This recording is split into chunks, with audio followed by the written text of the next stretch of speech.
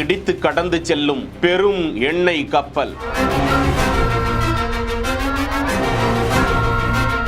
மீனவர்கள் அலறியது கேட்கவில்லையா? கப்பலின் மாலுமி என்ன செய்து கொண்டிருந்தார்? அவர்கள் மீது வழக்கு பதிந்து நடவடிக்கை எடுங்க என கோரிக்கை விடுத்திருக்கும் மீனவர்கள். பாதிக்கப்பட்டவர்களை மீட்காமலேயே கடந்து சென்ற எண்ணெய் கப்பல். இந்த மாதம் 11ஆம் தேதி கன்னியாகுமரி மாவட்டம் வல்லவிளையை சேர்ந்த 2 மீன்பிடி படகுகள், திருவனந்தபுரம் கருங்குளத்தை சேர்ந்த மேலும் ஒரு மீன்பிடி படகு மற்றும் மேலும் 3 நாட்டு படகுகளோடு 38 மீனவர்கள் கடலுக்குள் மீன்பிடிக்க சென்றனர். அவர்கள் தேங்காய்பட்டணம் கடல் பகுதியில் இருந்து 126 கடல் மைல் தொலைவில் நிலைநிறுத்தி மீன்பிடியில் ஈடுபட்டுக் கொண்டிருந்த போதுதான் சைப்ரஸ் நாட்டை சேர்ந்த அந்த பெரும் எண்ணெய் கப்பல் மீனவர்களை நோக்கி வேகமாக வந்து கொண்டிருந்ததாக சொல்லப்படுகிறது. அந்த கப்பல் கட்டுப்படுத்தப்படாமல் வேகமாக வருவதை மீனவர்கள் கணித்து விடுகின்றனர். உடனடியாக அவர்களால் அந்த இடத்தை விட்டு கடந்து சென்று தப்புவதற்குள் 3 மீன்பிடி படகுகள் மீது அந்த எண்ணெய் கப்பல் கடுமையாக மோதிவிட்டு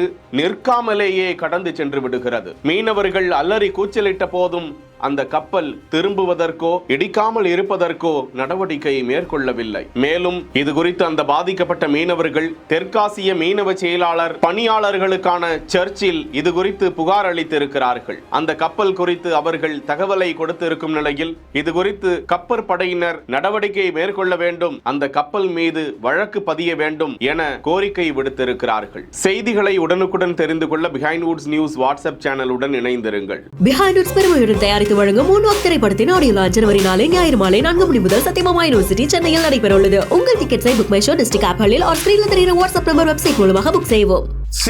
செய்திகளை வழங்கியோர் Lexco holidays, MCR pure cotton club, doctor Srivarma wellness.